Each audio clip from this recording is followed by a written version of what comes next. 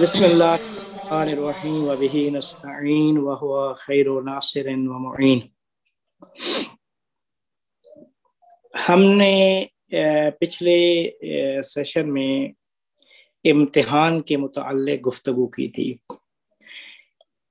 اللہ تعالیٰ نے حضرت صالح نبی کو اپنی امت میں بھیجا کہ جا کر امت کو راہ راست پہ لائیں، ہدایت، امت کی ہدایت کریں اور امت کو اللہ دعوت دیں۔ لیکن جس طرح ان سے پہلے انبیاء کے ساتھ ہوتا رہا ہے، ان کی قوم نے نہ فقط ان کی دعوت پہ لبیک نہ کہا بلکہ ان کے ساتھ اچھا سلوک نہیں کیا، اور ان کے ساتھ اور ان کی معجزات کے ساتھ ناانصافی، ظلم و ستم سے کام لیا۔ ان میں سے قرآن مجید میں جو اللہ تعالیٰ نے انبیاء کا ذکر کیا ہے، ان میں سے ایک نبی حضرت صالح علیہ السلام ہے کہ صالح علیہ السلام کو اللہ تعالیٰ نے بھیجا۔ تو صالح علیہ السلام کو اللہ تعالیٰ نے جب امت میں بھیجا تو ہر امت ماورائے مادہ یعنی غیب سے متصل ہونے کی دلیل اور اس کا ثبوت مانگتی ہے۔ تو حضرت صالح کی قوم اور امت نے بھی ان سے دلیل مانگی کہ کیا دلیل ہے کہ آپ کا اتصال عالم غیب سے اور اس خدا سے ہے کہ جو غیب میں ہے۔ تو اس کی دلیل جو تھی ہر نبی کو اللہ تعالیٰ نے وہ ایک معجزہ کہ جس کا اتصال اس غیبی اور روحانی قوت سے ہوتا تھا، تو وہ معجزات اللہ نے ہر نبی کو عطا کیے۔ اسی طرح حضرت صالح علیہ السلام کو بھی اللہ تعالیٰ نے امت میں جب بھیجا تو معجزہ عطا کیا۔ معجزہ تھا وہ ناقہ صالح، حضرت صالح علیہ السلام کی اونٹنی۔ اب یہ اونٹنی حضرت صالح علیہ السلام کا مرکب، راہوار بھی تھے، سواری بھی تھی۔ تو یہ معجزہ جو تھا یہ سواری اور مرکب و راہوار تھا۔ تو ابن عربی فرماتے ہیں کہ ہر سالک کو معنوی اور روحانی سفر کے لیے وسیلہ سفر کا ہونا اس کے لیے ضروری ہے۔ تو یہ ہم پچھلی اس میں گفتگو کر چکے ہیں۔ تو اس گفتگو کو ہم پھر لے آئے تھے امتحان کے اوپر کہ اللہ تعالیٰ نے اس قوم کا پھر امتحان لیا۔ امتحان کس طرح لیا کہ وہ ناقہ کو بھیجا۔ اب ناقہ سارا پانی جو تھا وہ پی جاتی تھی، تو اللہ نے صالح علیہ السلام کے ذریعے سے یہ پیغام دیا اس امت کو کہ صالح علیہ السلام نے فرمایا کہ اے میری امت، ایک تو آپ نے اس اونٹنی کی حفاظت کرنی ہے، دوسرا جو پانی کا وقت ٹائم تقسیم ہوا ہے اس کی رعایت کرنی ہے، تیسرا اس ناقہ صالح پہ ظلم اور ستم جو ہے وہ نہیں کرنے۔ امتحان ہے، آپ کی قوم کا امتحان ہے کہ آپ اس چیز سے صحیح و سالم باہر آ جائیں کہ ناقہ صالح کی حفاظت کریں اور جو مشرب کی تقسیم تھی اس کی رعایت کریں۔ یہ جو امتحان تھا اس قوم کا، تو حضرت صالح علیہ السلام نے قوم سے تقاضا کیا کہ آپ اس امتحان الہی سے، میری دعا ہے کہ آپ اس سے سالم باہر آ جائیں۔ تو کہتے ہیں کہ وہ قوم عذاب میں اللہ تعالیٰ نے اس قوم کو مبتلا کر دیا۔ کیوں عذاب میں مبتلا کیا؟ وہ جو وسیلہ سفر تھا، اس وسیلہ سفر کو اس قوم نے کاٹ دیا، اس کو ختم کر دیا، نیست و نابود کر دیا اس وسیلے کو۔ تو جس کے ذریعے سے اللہ تعالیٰ نے اس قوم کا امتحان یہ لیا کہ اس قوم پہ عذاب نازل کر دیا۔ تو ابن عربی نے اس فصل میں ایک اور جو اصلی مسئلہ عرفان کا بیان کیا ہے یا اس کی وضاحت کیا ہے وہ یہ تھا کہ صالح علیہ السلام کی قوم کو امتحان کے بعد جب وہ امتحان میں کامیاب نہ ہوئے تو اللہ تعالیٰ نے عذاب الہی میں گرفتار کر دیا. کیوں گرفتار کیا؟ کہ انہوں نے اس ناقہ صالح کو کے پاؤں کاٹ کر اس ناقہ صالح کو قتل کر دیا تھا. تو بہت ہی ظلم کیا تھا اس قوم نے ناقہ پہ، جس کے نتیجے میں اللہ تعالیٰ نے 3 دن جو ہلاک کرنے والی وہ امت جو تھی صالح علیہ السلام کی، 3 دن ان کے اوپر مسلسل عذاب نازل کیا. تو کہتے ہیں کہ جب عذاب نازل کیا تو پہلے دن اس قوم کا جو چہرہ تھا، اس قوم کے لوگوں کا جو چہرہ تھا وہ عذاب کی وجہ سے زرد ہو گیا. جب دوسرے دن آیا تو اس قوم کا چہرہ اس عذاب الہی کی وجہ سے سرخ پڑ گیا، اور تیسرے دن ان کا چہرہ بالکل کالا اور سیاہ پڑ گیا، تاریک. وہ پوری قوم کو اللہ تعالیٰ نے رعد و برق اور ان چیزوں سے جلا دیا تھا. اس پہ بہت سارے عرفاء بزرگوں نے اس پہ اوپر بہت سارے کمنٹس بھی کیے ہیں، جس میں خود مولانا رومی بھی فرماتے ہیں کہ ہمیں اللہ تعالیٰ کا بہت زیادہ شکر کرنا چاہیے کہ ہم تاریخ نبوت میں ہم اس پیغمبر کے اس آخری امت میں اللہ تعالیٰ نے ہمیں قرار دیا ہے. کیونکہ اللہ نے فرمایا کنتم خیر امت اخرجت للناس تأمرون بالمعروف وتنہون عن المنکر، سورہ آل عمران کی آیت نمبر 110، کہ اللہ تعالیٰ نے ہمیں بہترین امت قرار دیا، آخری امت قرار دیا وہ آخری نبی کی. تو اس امت میں کیا کہتے ہیں جتنے بھی پچھلی امتوں پہ عذاب نازل ہوئے تھے یا جتنا بھی وہ پچھلی امتوں میں کے ساتھ جو کچھ ہوا اور جو کچھ انہوں نے کیا، تو یہ ایک درس تھا اس امت کے لیے، درس عبرت تھا، درس تعلیم کے اس سے عبرت حاصل کر کے اس سے کچھ سیکھیں، تاکہ جو نتیجہ ان کو ملا ہے وہ عذاب الہی کی صورت میں اس امت کو نہ ملے، باوجود اس کے کہ وہ سارے کے ساری امتوں والے پچھلے گناہ اس امت میں موجود ہیں. لیکن اللہ تعالیٰ نے قرآن میں ارشاد فرمایا ہے کہ ما کان اللہ لیعذبہم وانت فیہم، کہ اللہ کے شایان شان نہیں ہے اے پیغمبر تم موجود ہو اور میں اس امت پہ عذاب نازل کروں. انت فیہم، تم ان میں موجود ہو اور میں ان پہ عذاب نازل کروں، تو یہ میری شایان شان نہیں ہے، یہ اللہ فرما رہا ہے قرآن میں. تو کہتے ہیں کہ اس آیت کی وجہ سے اللہ تعالیٰ نے وہ عذاب جمعی، وہ پوری امت پہ جو عذاب نازل ہوتا تھا، وہ اللہ تعالیٰ نے ہمارے پیغمبر اکرم صلی اللہ علیہ وآلہ وسلم کے وجود کی برکت سے وہ عذاب اٹھا لیا. اب انت فیہم کے جب تک تم موجود ہو، یہ پیغمبر کی حیات و بعد الحیات یعنی ممات، حیات و ممات دونوں کو شامل ہے. کیونکہ خود پیغمبر فرماتے ہیں کہ ہمارا حیات و ممات برابر ہے، مساوی ہے، کوئی فرق نہیں ہے ہمارے حیات و ممات میں.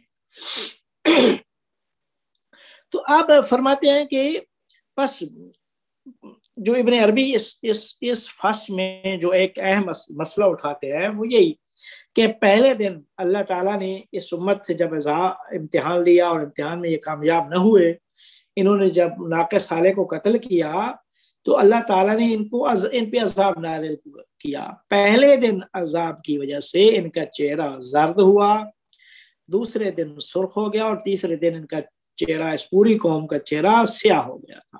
تو اللہ تعالیٰ نے اس قوم سمود کو اس عذاب میں مبتلا کیا. تو کہتے ہیں یہ جو 3 کا عدد ہے، پہلا دن، دوسرے دن اور تیسرے دن، کہتے ہیں کہ ایک یہیں سے یہ جو 3 کا جو عدد ہے، یہ یہاں سے ہمیں ایک معرفت بھی ملتی ہے، جہان شناسی یہ 3 کا جو عدد ہے ہمیں جہان شناسی سکھاتا ہے۔ کون سی جہان شناسی؟ کہ ایک تو ہمیں یہ درس یہ ہمیں بتاتا ہے کہ عالم کی بنیاد وحدت ہے، اور یہ اس کا ظہور 3 سے اس کا آغاز ہوتا ہے، اور اس کا اول الافراد الثلاثہ، چونکہ کہتے ہیں کہ اعداد میں پہلا عدد نہیں ہے، اعداد کی ابتداد کیا ہے؟ وہ عدد 3 سے ہے۔ تو فرماتے ہیں کہ اول الافراد الثلاثہ، تو فرماتے ہیں کہ عالم کی بنیاد کیا ہے؟ وحدت ہے، اور چونکہ یہ تین دن اللہ نازل کیا، تو اس کا مطلب یہ ہے کہ 3 یعنی وہ وحدت، عالم کی بنیاد کیا ہے؟ وحدت ہے۔ کیوں؟ کیونکہ ایک عدد نہیں ہے، بلکہ ایک کا عدد کیا ہے؟ ایک عدد کو عدد بنانے والا ہے، ایک سے ہی عدد بنتے ہیں، ایک کے ساتھ ایک ملتا ہے تب وہ 2 بنتے ہیں، پھر ایک کے ساتھ ایک، اور پھر ایک بنتا ہے تو تب 3 بنتے ہیں۔ اسی طریقے سے ایک اضافہ کرتے جائیں گے، 4 عدد کا عدد بنتا جائے گا، 5 کا، 6 کا، 7 کا، 8 کا، 9 کا، 10 کا، اس طریقے سے اعداد آگے بنتے جائیں گے۔ تو کہتے ہیں کہ ایک عدد نہیں ہے، بلکہ عدد کو خلق کرنے والا، عدد بنانے والا ہے۔ تو فرماتے ہیں کہ اعداد کا جو آغاز ہے وہ 3 سے ہوتا ہے، اعداد کا آغاز 3 سے ہوتا ہے، پس اب پہلا عدد کیا ہے؟ وہ 3 ہے۔ تو کہتے ہیں کہ یہی کیا کہتے ہیں وحدت میں 3 کا ہونا، وحدت میں 3 کا ہونا، یہ بات نظام خلقت میں بھی یہ بات موجود ہے، نظام خلقت میں بھی اور نظام ہدایت میں بھی، ایک خلقت ایک ہدایت ہے۔ دیکھیں اللہ تعالیٰ نے کائنات کو خلق کیا، اب کائنات کی تخلیق ہوتی ہے، کائنات کی تخلیق ہوتی ہے، ایک تخلیق کے اندر ایک اللہ تعالیٰ تخلیق کے وقت ہر موجود کے اندر ایک ہدایت رکھ دیتا ہے، ہر موجود کے اندر کی مثال دے رہا ہوں کہ مثلا جو ہے نا وہ کیا کہتے ہیں، پرندے نے اڑنا ہے، چونٹی نے یہ کرنا ہے، انسان نے یہ کرنا ہے، یہ وہ ایک ہدایت تکوینی جسے کہتے ہیں، یا کہتے ہیں کہ وہ نظام تخلیق خلقت کے وقت جو کچھ رکھا جاتا ہے وہ بھی ایک ہدایت ہے، لیکن اللہ تعالیٰ فرماتا ہے کہ پھر اللہ تعالیٰ ایک اور ہدایت کرتا ہے، اس کو ہدایت تشریعیہ یا ہدایت خاصہ کہا جاتا ہے۔ تو اس ہدایت کا آغاز خلقت کے بعد ہوتا ہے۔ تو کہتے ہیں یہ جو وحدت کی سگانگی جو ہے یہ نظام خلقت میں بھی ہے اور نظام ہدایت میں بھی ہے۔ کس طرح؟ فرماتا ہے کہ جب اللہ تعالیٰ فرماتا ہے انما امرہ اذا اراد شیئا ان یقول له کن فیکون، اسی آیت میں دقت کریں، غور کریں کہ اللہ فرما رہا ہے انما امرہ، بے شک اللہ تعالیٰ کا امر یہ ہے کہ جب وہ کسی شے کا ارادہ کرتا ہے اور کہتا ہے اس شے کو کن ہو جا فیکون، وہ ہو جاتی ہے۔ تو اس آیت میں بھی آپ 3 چیزیں دیکھیں گے، 3 چیزیں کہتے ہیں، ایک انما امرہ اذا اراد، جب اللہ ارادہ کرتا ہے، ایک اللہ وہ ذات، ٹھیک ہے، ایک اللہ، ایک اس کا ارادہ اور ایک اس کا قول، کہنا کن، ٹھیک ہے۔ تو کہتے ہیں کہ لہذا فرماتے ہیں کہ 3 چیزیں اس آیت میں بھی موجود ہیں، اللہ کا ارادہ اور قول، لہذا کوئی بھی فاعل جو ہے اس کائنات کا، اس میں 3 جہتیں ہیں، ایک اس کی ذات ہے، ایک ارادہ ہے اور ایک قول ہے۔ تو لہذا ہر موجود جو اس کائنات میں ہے اس کے اندر 3 جہتیں ہیں، ٹھیک ہے، ذات حق کے برابر میں اس کی شے کا ہونا، ایک اللہ تعالیٰ ہے، اللہ تعالیٰ کے مقابل اللہ تعالیٰ نے جتنی کائنات میں مخلوقات خلق کی ہیں تو ہر مخلوقات کی ہر شے کی کا شے ہونا، یہ ایک بات۔ پھر اللہ تعالیٰ کے قول کو سننا، اس شے کا، اللہ کے فرمان کو سننا۔ تیسری چیز، اور اللہ کے ارادے کے مقابلے میں اس کا امتثال کرنا، یعنی بجا لانا، اس کا اطاعت کرنا۔ تو فرماتے ہیں کہ ذات حق میں بھی جب اللہ فرماتا ہے کہ جب کائنات کی خلقت ہوتی ہے تو یہ تین چیزیں، اللہ، ارادہ، قول، اللہ کے علاوہ سب موجود میں یہ تین سے گانگی ہے، سے جہتیں ہیں۔ ایک یہ ہے کہ وہ ذات حق یعنی ایک کوئی شے ہے، وہ شے جو بھی موجود ہے وہ شے ہے، اس کا شے ہونا۔ دوسرا یہ ہے کہ اس حق کے قول کو سننا، اس شے کا، اللہ تعالیٰ کے فرمان کو سننا۔ تیسری چیز، اس اللہ کے ارادے کے مقابلے میں سن کر اس کی اطاعت کرنا، بجا لانا، وہ جو اس کا اعمال کی صورت میں اسے بجا لانا۔ فرماتے ہیں پس فیکون، جب ہم کہتے ہیں کہ اللہ ارادہ کرتا ہے، کہتا ہے کن فیکون، وہ ہو جاتی ہے، تو اس فیکون سے کہتے ہیں، فیکون سے ہمیں یہ پتہ چلتا ہے کہ وہ شے جب جو ہوتی ہے، اس کا مطلب یہ ہے کہ اللہ تعالیٰ نے اس شے کو استعداد اور صلاحیت وہ پہلے سے دے دی تھی، یعنی اس میں استعداد تکوین، اس میں استعداد و صلاحیت موجود تھی، تو تب وہ چیز ہوئی ہے۔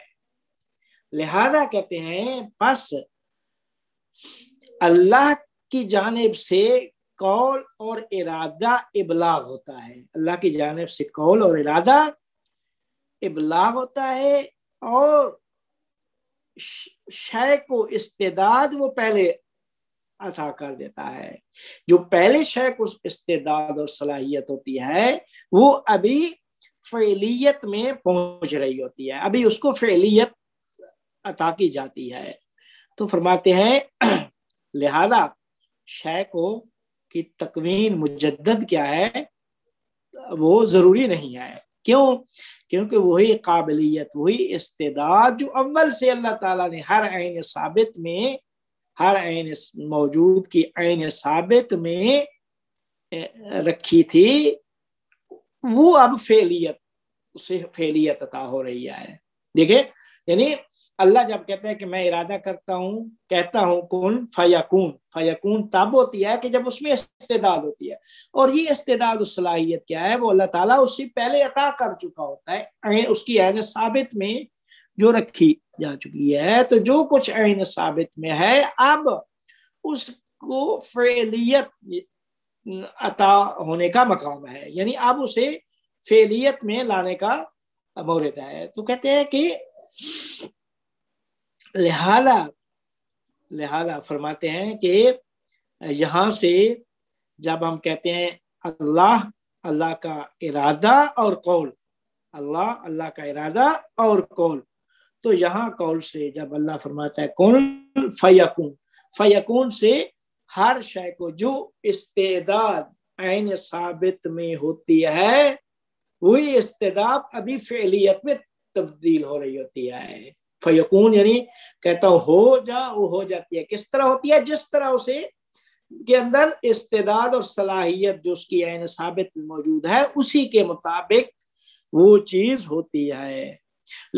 تو پس ہمارے پاس دو تجلی ہیں، لہذا فرماتے ہیں پس دو تجلی ہیں۔ ایک تجلی غیب ہے، وہ فیض اقدس کی تجلی ہے کہ اس تجلی میں، غیب میں جو تجلی ہے، اس میں اللہ تعالیٰ اشیاء کو صلاحیت و استعداد عطا کرتا ہے، ٹھیک ہے۔ اور دوسری تجلی ہے فیض مقدس میں، فیض مقدس کے ذریعے سے وہ قابلیت و استعداد کا ظہور ہوتا ہے۔ پس فرماتے ہیں کہ فیکون کا مطلب وہ امتثال امر الہی ہے، امر الہی کا امتثال مطلب یعنی اس کو بجا لانا، اللہ کے فرمان جو اللہ نے فرمایا ہے اس پہ عمل کرنا، اس کو کہتے ہیں امتثال۔ تو فرماتے ہیں فیض مقدس کے ذریعے اشیاء کو قابلیت و صلاحیت عطا ہوتی ہے، اور فیض مقدس کے ذریعے سے وہ قابلیت و استعداد کا ظہور ہوتا ہے۔ اور وہ ظہور کس طرح ہوتا ہے کہ وہ جو اللہ کا فرمان ہوتا ہے اس فرمان کو امتثال کیا جاتا ہے۔ تو فرماتے ہیں لہذا نظام تکوین جو ہے اس کی بنیاد بھی تثلیث کے اوپر ہے۔ کہتے ہیں کہ فاعل اور فاعل کے درمیان جو تثلیث ہے اس کے اوپر ہے، اور وہ تثلیث کس طرح ہے؟ اللہ ارادہ قول، لہذا یہ اللہ ارادہ اور قول یہ آپس میں جدا نہیں ہے، بلکہ بس ان کی تحلیل بھی اسی طریقے سے ہے۔ یعنی اللہ پس تکوین جو ہے، نظام تکوین، یہ جو اللہ تعالیٰ نے نظام خلقت وہ بنایا ہے، یہ بھی تثلیث کی بنیاد پر ہے، جو فاعل اور فاعل کے درمیان ہوتی ہے۔ فاعل اور فاعل کے درمیان کس طرح ہوتی ہے کہ اللہ کا ارادہ اور قول ہے۔ وہ تثلیث جو نظام مسیحیت میں ہے، بس اس تثلیث اور اس میں فرق ہے۔ اس تثلیث میں تینوں ایک چیز ہے، کوئی جدائیت نہیں ہے، اللہ، اس کا ارادہ، اس کا قول۔ نظام مسیحیت میں وہ اللہ ہے، اللہ کا بیٹا عیسیٰ ہے، اور وہ روح القدس ہے۔ وہ تین چیزیں ان میں جدائی ہے، ان میں جدائی نہیں ہے۔ تو لہذا اس کو کہتے ہیں یہ تثلیث عرفانی اور وہ تثلیث مسیحی۔ تو کہتے ہیں جس طرح نظام تکوین میں کو ہم تحلیل کرتے ہیں، یا نظام تکوین کی تبیین بھی تثلیث کی بنیاد پر ہے، ویسے تشریع میں بھی اسی طرح ہے۔ تشریع میں اس طرح کیا مطلب کہ تشریع یعنی شریعت میں جب ایک دلیل دی جاتی ہے کسی چیز کی تو ایک مقدمہ ہے، مقدمہ جسے صغرا، کبرا اور نتیجہ، دو مقدمے ہوتے ہیں، ایک نتیجہ ہوتا ہے۔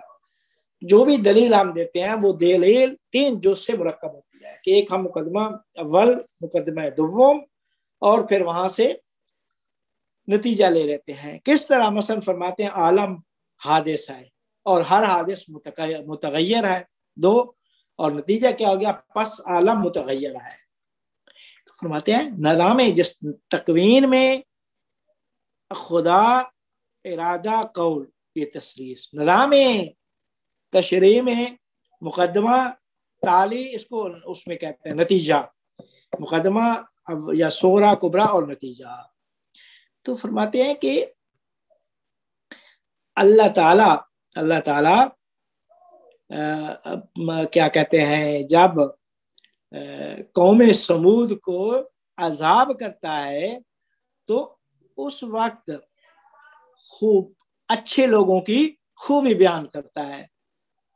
تو فرماتا ہے کہ جس طرح کفار تین چہرے ہیں، کفار کا ظہور تین چہروں میں ہوتا ہے، اسی طرح اولیاء خدا کا ظہور بھی اس کے بھی ظہور کے بھی تین چہرے ہیں۔ چہرے کیا ہے؟ مسفرتن، ضاحکتن، مستبشرہ، قرآن میں بھی ہے، ٹھیک ہے۔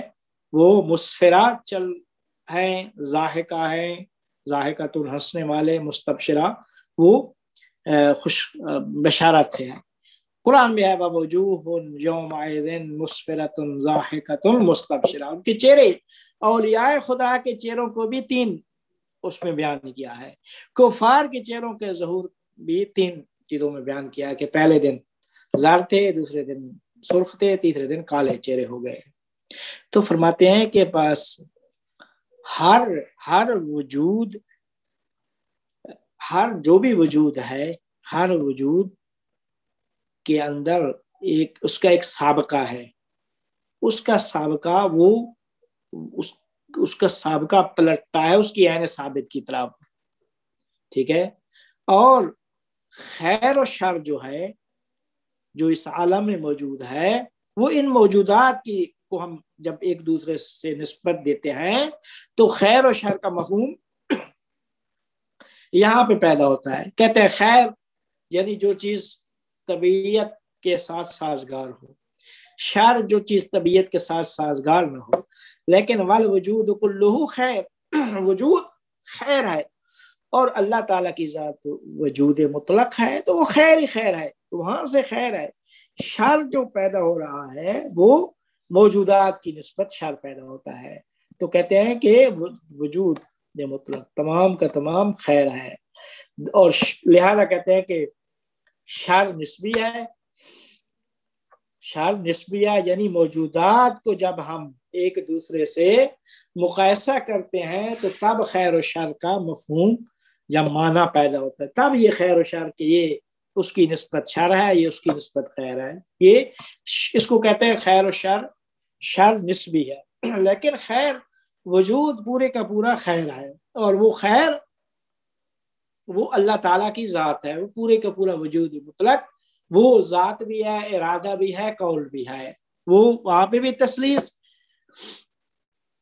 وہاں پہ بھی تکوین میں بھی تکوین میں تسلیس، تشریح میں تسلیس، اور کفار کو عذاب میں تسلیس، اور اولیاء خدا کی کو جزا میں تسلیس. یہ 4 مرحلے انہوں نے اس میں کیا کہتے ہیں بیان کیے ہیں جو ابن عربی نے اس فصل میں. تو فرماتے ہیں کہ یہ وہ تسلیس ہے جیسے ہم تسلیس عرفانی کہتے ہیں، اور یہ تسلیس کہتے ہیں کہ وہی وحدت ہے، مبنا اس کی بنیاد وہ وحدت ہے. کیونکہ اول عدد کا آغاز 3 سے ہوتا ہے. پہلا جو ہے نا وہ عدد نہیں ہے بلکہ عدد آفرین یعنی عدد کو بنانے والا ہے. یہ ایک اس میں تھی جو ایک اہم موضوع جو ابن عربی نے اس فصل میں بیان کیا ہے. اب یہ ہے کہ اب اس کے بعد جو ہے نا وہ جو امتثال کی جو بات کرتے ہیں کہ اس قوم کا جو امتحان تھا وہ یہ تھا قوم صالح کا، قوم ثمود کا، کہ آپ اس اللہ تعالیٰ کی ذات جو اس نے ارادہ کیا ہے اور جو اس نے فرمان سارے نبی کے ذریعے سے عطا تمہارے تک پہنچائے ہیں، تم ان فرامین پہ عمل کرو، امتثال کرو ان کو، کہ مقابلے میں سر تسلیم خم ہو. تو انہوں نے وہ اس پہ ایمان نہیں لائے. امتثال یعنی جب علم و ایمان، اس کے اوپر ایمان نہیں لائے، ایمان نہ لا کر عمل صالح انجام نہیں دیا. کیونکہ عمل صالح جو ہے وہ ایمان کا لازمہ ہے. ایمان وہ نور معرفت ہے جو انسان کے دل میں پیدا جب ہوتا ہے تو وہ اعمال صالح، اس کی کرنیں اعمال صالح اور اس کی شعائیں اعمال صالح کی صورت میں باہر کیا کہتے ہیں آتی ہیں. وہ علیحدہ بات ہے کہ ایمان کے اوپر کہ ایمان ہے کیا چیز. ملا صدرہ فرماتے ہیں کہ ایمان اور علم ایک چیز ہے، ایمان اور علم ایک چیز ہے. لہذا قرآن میں جہاں بھی اللہ نے فرمایا، کیا فرمایا؟ الذین آمنوا وعملوا الصالحات، ایمان اور عمل صالح کو لازم و ملزوم قرار دیا. تو فرمایا کہ یہ ایمان وہی علم ہے، علم اور عمل صالح کیا کہتے ہیں لازم و ملزوم ہے.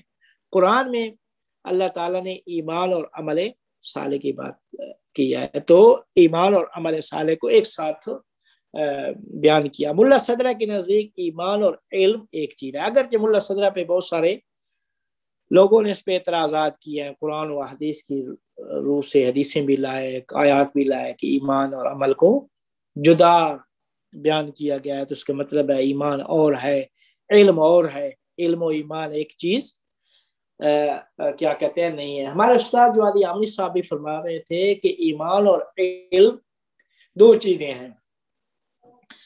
ایمان اور علم 2 چیزیں ہیں کہ علم کے بعد انسان کیا کہتے ہیں یہ نہیں کہہ سکتا میں جاہل ہوں. علم کے بعد اپنے اندر جہالت نہیں کہہ سکتا، جہالت نہیں، لیکن علم کے بعد ایمان نہیں لا سکتا. ہو سکتا ہے کہ علم، یہ ممکن ہے کہ علم کے بعد ایمان نہ لائے، لیکن علم آتے ہی جہالت نہیں ہو سکتی، لیکن علم کی صورت میں ایمان نہیں، یہ ہو سکتا ہے کہ ایمان نہ ہو۔ تو لہذا علم اور ایمان دو علیحدہ چیزیں ہیں۔ لیکن میرے خیال میں ملا صدرہ یعنی اس شاید علم ایمان علم اس علم کی بات کر رہے ہوں کہ جو انسان کا جو ہے نا وہ ملکہ بن جاتا ہے، انسان کی نفس ناطقہ کا جو ہے نا وہ ملکہ بن جاتا ہے، وہ علم حضوری کہ جو وہ معرفت وہی ایمان ہے۔ تو اس گہرائی میں جا کے دیکھیں تو شاید ملا صدرہ اس علم کی بات کر رہے ہوں، اور وہ علم وہی ایمان ہے، وہ علم ایمان ہے۔ تو شاید ملا صدرہ کی بات اس حوالے سے کیا کہتے ہیں درست ہو۔ تو یہاں پہ فرماتے ہیں کہ امتثال، اللہ نے فرمایا کہ آپ ایمان، قوم سمود سے کہا کہ میں اللہ، یہ اس کا ارادہ، یہ اس کا قول، آپ اس کو انجام دیں، لیکن انہوں نے اصلا اس پہ ایمان ہی نہیں لائے، اس پہ علم ہی حاصل، اس کی معرفت ہی نہیں حاصل کی، ایمان بھی نہیں لائے۔ ایمان نہیں لائے تو عمل بھی اس کے اوپر نہیں کیا۔ کیوں؟ اگر ایمان لاتے تو ایمان کا لازمہ کیا تھا؟ وہ اعمال صالح تھے۔ جس طرح کیا کہتے ہیں کیا کہتے ہیں عرفاء کی اس میں دیکھیں تو جو علم وہ کشف و شہود والا علم ہوتا ہے، وہ علم یعنی وہی ایمان ہوتا ہے۔ تو اس ایمان کا، اس علم، وہی علم ایمان وہ ایک ہی چیز ہے، اسی کا لازمہ کیا ہے؟ وہ اعمال صالح ہیں۔ تو میرے خیال میں ہر قوم صالح کا امتحان یہ تھا کہ انہوں نے امتثال نہیں کیا، اللہ کے فرمان کے اوپر عمل نہیں کیا، نہ ہی ایمان لائے اور نہ ہی عمل کیا۔ لیکن ہمیں کیا کہا کہ آپ اس سے درس حاصل کریں۔ کیا درس حاصل کریں؟ کہ اللہ نے کا ارادہ، اس کا قول، اس قول کے مطابق کیا ہے؟ عمل۔ اس قول پہ ایمان لا کر وہ ایمان، وہ علم جو گہرائی والا علم ہے، جو ایمان اور علم جو ایک ہیں، اس طرح کا ایمان حاصل کریں یا اس طرح کے مومن بنے کہ اس ایمان کا لازمہ کیا ہے؟ وہ اعمال صالح ہے۔ تو لہذا وہاں پہ عمل اور ایمان کیا ہے؟ وہ جدا نہیں ہوں گے۔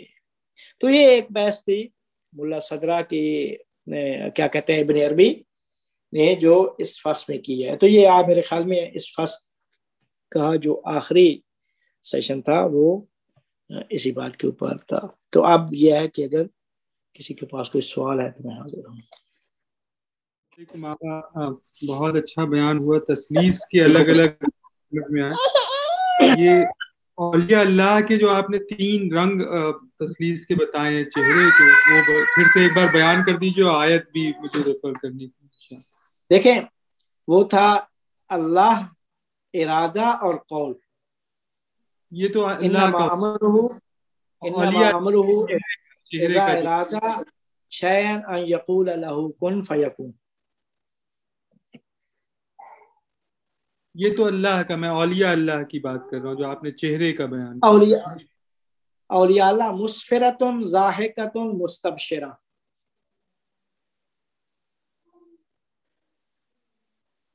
آیت بتاتے کون سی آیت ہے؟ سورہ عبس آیت 38۔ وَوُجُوهٌ يَوْمَئِذٍ مُسْفِرَةٌ ضَاحِكَةٌ مُسْتَبْشِرَةٌ۔ ان کے معنی تھوڑا بیان کر سکتے ہیں، اس سے کیا رنگ ہے؟ دیکھیں، مسفرہ وہ سفر سے ہے، سفر مسفرتن، یعنی وہ چہروں سے آپ کو پتہ چلے گا کہ یہ چہرے کسی طرف، یعنی بلند و بالا مقام کی طرف کیا ہے، درجے کی طرف کیا ہے، سفر کر رہے ہیں۔ ضاحکتن جو خوشحال چہرے ہیں، مستبشرہ بھی وہ بھی بشارت، اور جن کے چہرے جو ہے نا کھلے ہوئے چہرے جو ہے نا وہ۔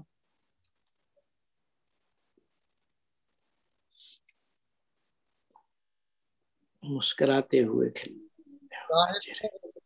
ایک ہی چیز ہے مطلب کھلے ہوئے. جی جی ہاں تھوڑا سا فرق ضاحکۃ مستبشرہ, تھوڑا سا ضاحکہ سے ایک آگے کا مرحلہ ہے مستبشرہ. دوسرا جو عمل اور علم کی آپ نے بات کری ہے اس میں مجھے سمجھنا تھا کہ یہ ملا صدرہ کا ہی سوچنا ہے کہ علم جو ہے جو عمل کے ساتھ جڑا ہوا وہ ایک ہے, اور ملا صدرہ یہ فرماتے ہیں کہ علم و ایمان ایک چیز ہے, علم و ایمان ایک ہی چیز ہے. دوسرے لوگ فرماتے ہیں کہ نہیں, ہمارے استاد فیاضی صاحب جو ابھی حال حیات میں ہیں, ایت اللہ جوادی عاملی صاحب, یہ فرماتے ہیں نہیں, علم و ایمان دو علیحدہ چیزیں ہیں.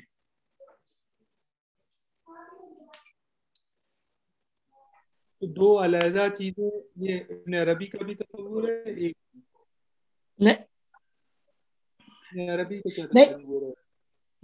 ابن عربی شاید میرے خیال میں وہی بات جو ملا صدرہ والی بات کہ ہی کہہ لوں گے.